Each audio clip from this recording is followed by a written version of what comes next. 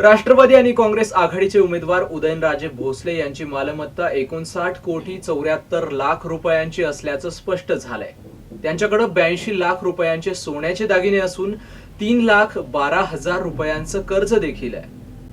त्यांनी दाखल केलेल्या प्रतिज्ञापत्राद्वारे हे स्पष्ट झालंय। त्यांच्याकडे 82 लाख रुपयांचे सोन्याचे दागिने असून 3,12,941 रुपयांचं कर्ज आहे। आयकर विवरण पत्रात उदयनराजेंचं दाखवलेलं उत्पन्न 38,66,000 रुपये असून जंगम मालमत्ता 59,74,18,000 रुपये, तर त्यांच्या पत्नी दमयंती राजेंच्या नावावर 86,70,000 रुपयांची मालमत्ता आहे। स्वसंपादित स्थावर मालमत्ता राजेंच्या नावावर 9,07,67,000, तर दमयंती राजेंच्या नावावर 70 लाख रुपये।